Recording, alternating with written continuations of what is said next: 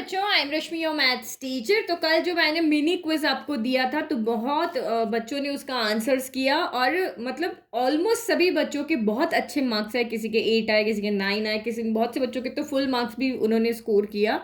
तो ये मैं आपने कहा कि ये इसको कंटिन्यू रखो, तो आज ये मैंने फिर से एक आपका सेकंड मिनी क्विज बनाया है। तो आप इनको सॉल्व करो क्योंकि एग्जाम में आपके इसी तरह से क्वेश्चंस आएंगे, कोई हट के अलग से नहीं आ जाएंगे जो बिल्कुल ही आपको नहीं समझ में आएंगे। और वैसे भी हमारे पास ऑप्शन है 20 में से हमें सिर्फ 16 करने, तो ऐसे अगर एक दो क्वेश्चन आते हैं तो हम छोड़ भी सकते हैं।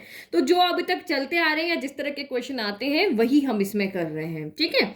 तो क्वेश्चन नंबर 1 देखो, the largest number which divides 70 and 125 leaving remainder 5 and 8 respectively is. तो ये आपको क्या क्वेश्चन कह रहा है, वो लार्जेस्ट नंबर फाइंड करके बताओ जिसको हम उस नंबर से जब हम 60 और 125 को डिवाइड करते हैं तो इतना इतना रिमाइंडर बचता है। तो ऐसे थोड़ी ना करने चल जाएंगे 13 से इसको भी करेंगे डिवाइड, इसको भी करेंगे, फिर देखेंगे इतना रिमाइंडर आ रहा है कि नहीं, फिर इससे करेंगे। ये नहीं करना है आपको, सिर्फ क्वेश्चन में देखना है यहाँ पे क्या दिया हुआ है, आपको लार्जेस्ट दिया हुआ है। तो लार्जेस्ट नंबर मतलब जब भी इस तरह का क्वेश्चन आता है तो आपको यहाँ पे लार्जेस्ट का मतलब होता है हाईएस्ट कॉमन फैक्टर। तो हमें इन दोनों नंबर का HCF निकालना है, लेकिन इसने कहा है कि ये रिमाइंडर आ रहा है यहाँ पर, तो रिमाइंडर को हमें सबट्रैक्ट कर देना होता है। तो ये देखो 70 में से रिमाइंडर कितना आ रहा है, 5 बच रहा है, तो 70 में से आप 5 को सबट्रैक्ट कर लो तो ये आपका कितना बच गया, 65 बच गया। और 125 में से इसका रिमाइंडर यानी 8 को सबट्रैक्ट कर लोगे तो यहाँ पे 117 बच गया। तो अब आपको सिर्फ यहाँ पे क्या करना है, इन दोनों नंबर का HCF फाइंड करना है। अब जो इतना मैंने समझा दिया, अब फटाफट से आप इसका HCF निकालो और चेक करो कौन सा आंसर आपका राइट है। तो पॉज करो, देन 5 4 3 2 1। तो इसका आपका आंसर है option A right. Option A क्यों राइट है, तो देखो यहाँ पे 65 के फैक्टर अगर आप बनाने जाओगे तो 5 के टेबल में ये 1 टाइम आ गया और ये 15 हो गया, 13 आ गया, तो ये 13 और ये 1 टाइम। फिर आपका यहाँ पे 117 का भी हम यहाँ फैक्टर बना दे तो ये 3 के टेबल में 3 3 ज़ा 9, 3 9 ज़ा 27, 3 1 ज़ा 3, 3 3 ज़ा 9 और ये 13 और ये 1। तो जब HCF हम निकालते हैं तो दोनों में कॉमन होना चाहिए और लीस्ट पावर होनी चाहिए। तो 5 यहाँ है, यहाँ नहीं है, तो ये HCF में नहीं आएगा। 3 यहाँ है बट यहाँ नहीं है, HCF में नहीं आएगा। 13 यहाँ भी है और यहाँ भी है और दोनों की पावर सेम है, तो इसका HCF आपका कितना हो गया, 13। आगे समझ में। Now it's time for question number 2। तो ये हम सारे चैप्टर्स से क्वेश्चन ले रहे हैं। तो next is the number of polynomials having zeros as -2 and 5 is. तो ये क्वेश्चन बहुत बच्चे रॉन्ग कर देते हैं, उनको ऐसा लगता है कि 2 जीरोस हैं तो एक ही यहाँ पर क्वाड्रेटिक इक्वेशन एक ही बनेगी। तो जल्दी से बताओ इसका क्या आंसर है। आप इसका ऑप्शन ए टिक कर रहे हो, बी कर रहे हो, सी कर रहे हो या डी कर रहे हो। तो 1 2 3 4 5। तो आंसर आपका राइट है यहाँ पर ऑप्शन नंबर डी। अब ऑप्शन डी क्यों राइट है, मोर देन 3 क्यों होगा, यानी इसमें जो मैक्सिमम ऑप्शन देखो 1 है, 2 है, 3 है और मोर देन 3 है। तो इसमें यहाँ पे देखो जब भी आपको 2 जीरोस दिए होते हैं तो आप क्वाड्रेटिक पॉलिनोमियल कैसे बनाते हो, के रखते हो, फिर एक्स स्क्वायर होता है, फिर -x, फिर यहाँ पे सम ऑफ जीरोस आता है, फिर प्लस आपका यहाँ पे प्रोडक्ट ऑफ जीरोस आता है। तो इस -2 और 5 को तो आप यहाँ पे रख लोगे, लेकिन ये k जो है आप किसी भी पॉलिनोमियल को बाहर किसी से भी मल्टीप्लाई करो, 1 से करो, 2 से करो, 3 से करो, 4 से करो, जितने आपके पास नंबर है उतने से उसको मल्टीप्लाई कर लो, लेकिन जीरोस हमेशा आपके यही आएंगे। तो इसका मतलब हमें अगर 2 जीरोस दिए हुए हैं और इससे हम कोई पॉलिनोमियल बना रहे हैं तो उससे हम इनफाइनाइट इक्वेशंस को यहाँ पर लिख सकते हैं जिसके जीरोस आपके ये 2 नंबर ही होंगे। तो इनफाइनाइट जीरोस हम यहाँ पे इनफाइनाइट पॉलिनोमियल्स हम बना सकते हैं। तो इनफाइनाइट ऑप्शन तो यहाँ है नहीं, तो 1 नहीं बना सकते, 2 नहीं बना सकते, 3 नहीं बना सकते, मोर देन 3 मतलब 3 से बढ़ के कितने भी हम यहाँ पे बना सकते हैं। ठीक है, तो समझ में आ गया। अब इसमें ऑप्शन मोर देन 3 या आपके इनफाइनाइट भी आ सकता है, तो जो सबसे बड़ा ऑप्शन वहां पे होगा उसको आप यहाँ पर टिक कर लेना। ये मतलब हर 1-2 साल के डिस्टेंस में ये वाला क्वेश्चन आ जाता है और ये टेस्ट में भी जब मैं बच्चों को देती हूँ तो बहुत से इस क्वेश्चन को रॉन्ग कर देते हैं। तो इसका आंसर हमेशा क्या होगा, आपको समझ में आया ना। देखो ये के है, अब मैं अंदर इक्वेशन बनाती हूँ, तो इक्वेशन यहाँ पे क्या बनेगी, देखो एक्स स्क्वायर बनेगी -x अल्फा प्लस बीटा, तो 5 प्लस 2 यानी कि माइनस है, तो 5 में से 2 गया तो ये यहाँ पर 3 आ जाएगा। 5 बड़ा साइन प्लस का आएगा, अल्फा इंटू बीटा, तो 5 2 जा कितना होगा 10 होगा, और साइन आपका नेगेटिव आएगा। तो एक इक्वेशन ये बनी। अब मैं के की जगह 2 रखूं तो 2 अंदर मल्टीप्लाई हो जाएगा, दूसरी इक्वेशन बनेगी। के की जगह 3 रखा तो तीसरी इक्वेशन बनेगी, के की जगह 4 रखा तो नेक्स्ट इक्वेशन बनेगी। तो ऐसे ऐसे करके करके बहुत सारी इक्वेशन बनती जाएगी। ठीक है, नाउ नेक्स्ट क्वेश्चन नंबर 3। तो ये भी बहुत स्टैंडर्ड लेवल का क्वेश्चन है, ये स्टैंडर्ड लेवल के स्टूडेंट्स के लिए है कि if the zeros of the quadratic polynomial ax square plus bx plus c are equal, अगर ये क्वाड्रेटिक पॉलिनोमियल है और इसके जीरोस इक्वल है, जीरोस इक्वल है मतलब अल्फा इक्वल टू क्या है, बीटा है, तब आपको बताना है कि सी एंड ए का क्या होगा। सी एंड ए के साइन जो होंगे वो अपोजिट होंगे, सी और बी के साइन अपोजिट होंगे, सी एंड ए के साइन सेम होंगे, या C and B have the same sign. तो इसमें से ये बताना है। तो आप यहाँ पे देखो कि हम जीरोस कैसे फाइंड करते हैं, या तो हम मिडिल टर्म स्प्लिट करते हैं या हम क्वाड्रेटिक फॉर्मूला लगाते हैं। तो इसने कहा कि इस इक्वेशन के जीरोस इक्वल है, तो जीरोस इक्वल होते हैं उसकी क्या कंडीशन होती है, हमें पता है कि b square minus 4ac, quadratic formula है ना कि बी स्क्वायर माइनस 4ac जब आपका जीरो के इक्वल होता है, दैट मीन्स हमें पता है कि यहाँ पे जीरोस इक्वल हो जाएंगे, अल्फा इक्वल टू बीटा हो जाएंगे। तो यहीं से हम हिंट ले रहे हैं, if the zeros of the quadratic polynomial are equal. अब देखो हिंट मैंने दे दिया, अगर बी स्क्वायर माइनस 4ac यहाँ पे इक्वल 0 होगा।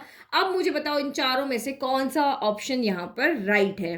तो जल्दी से,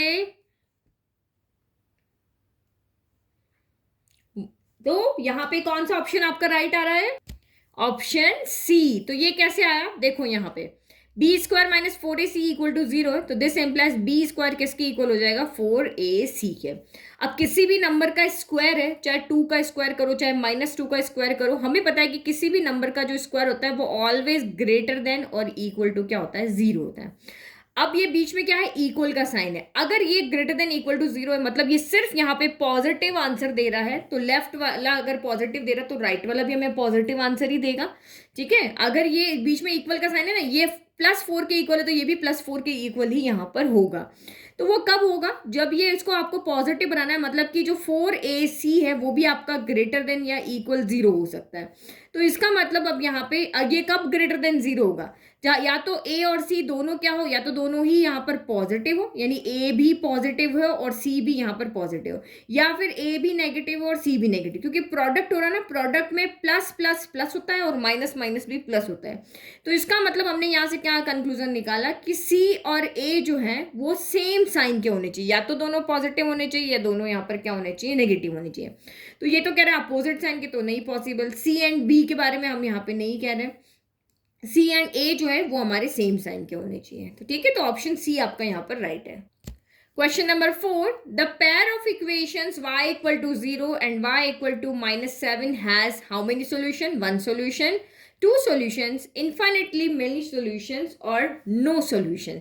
तो ये दो आपकी यहाँ पे पेयर ऑफ इक्वेशंस है। एक इक्वेशन आपकी यहाँ पर है y इक्वल टू 0 और इक्वेशन है आपकी y इक्वल टू -7। तो ये आपको कह रहा है कि ये दो इक्वेशन है, इसके कितने सॉल्यूशंस यहाँ पर होंगे।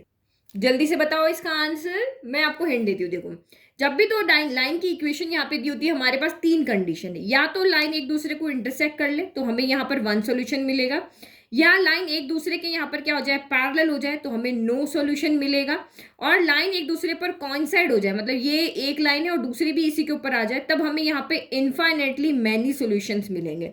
तो बताओ ये जो दो लाइन है यहाँ पे इंटरसेक्ट कर रही है, एक दूसरे के पैरेलल है, या एक कॉइंसाइड हो रही है। अगर ये कंडीशन है तो एक मिलेगा, ये कंडीशन है तो एक भी नहीं मिलेगा, और ये कंडीशन है तो इनफाइनेट सॉल्यूशंस मिलेंगे।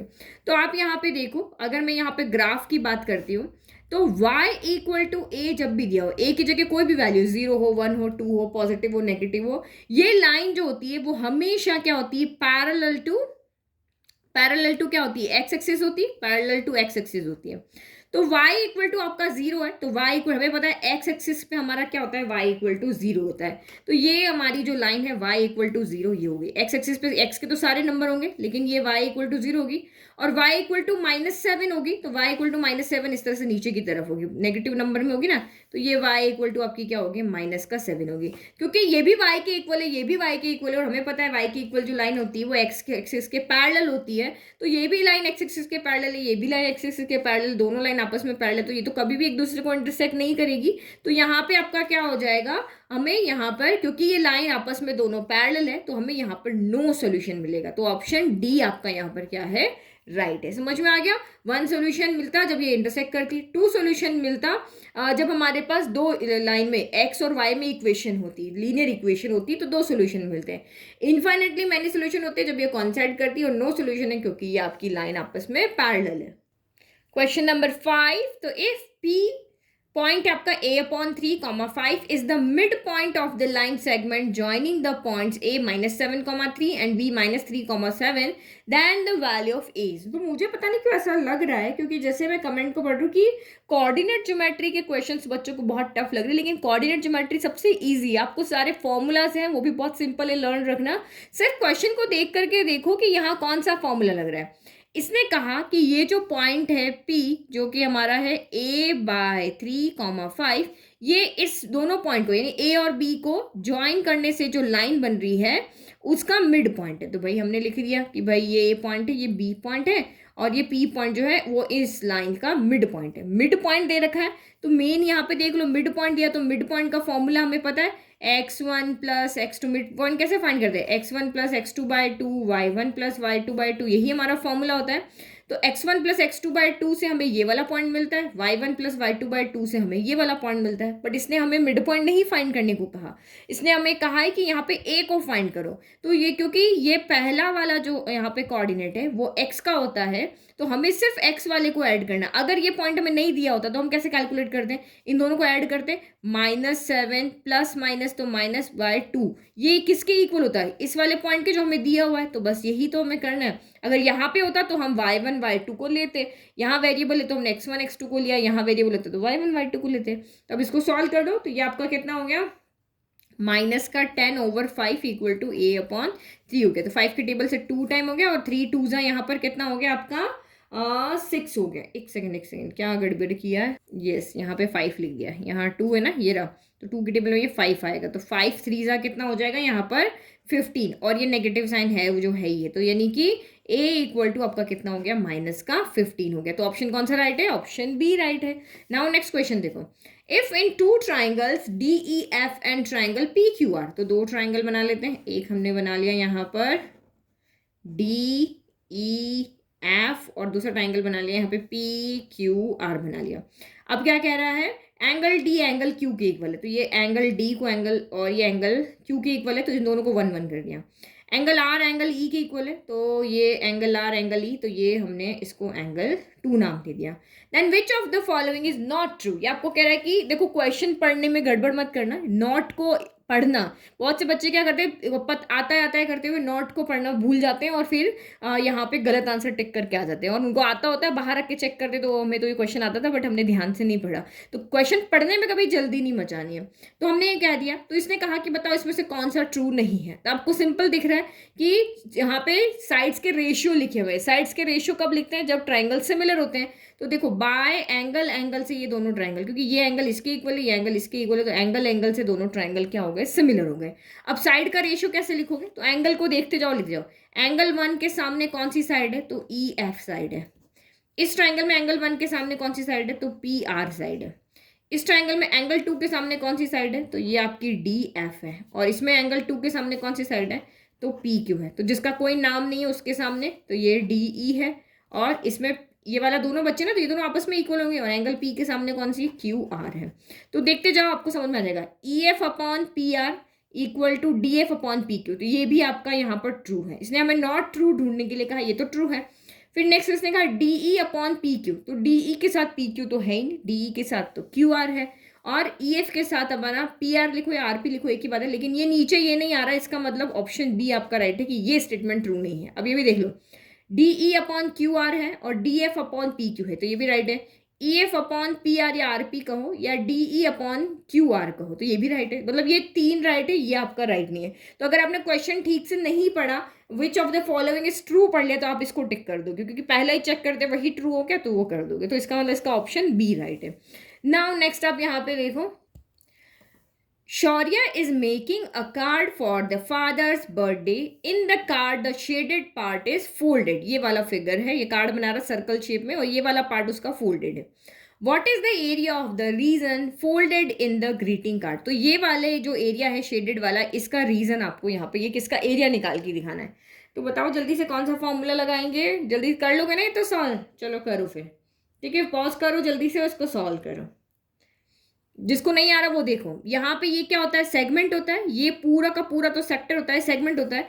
और हमें पता है कि एरिया ऑफ सेगमेंट क्या होता है. तो एरिया ऑफ सेगमेंट का हमारे पास फॉर्मूला होता है, क्या होता है, theta upon 360 into pi r square minus r square sine theta by 2. जब आपके पास फॉर्मूला है तो फॉर्मूला का यूज करो. Area of sector minus area of triangle मत करो. सिंपल यहाँ पे जो फॉर्मूला है वही लगा लो.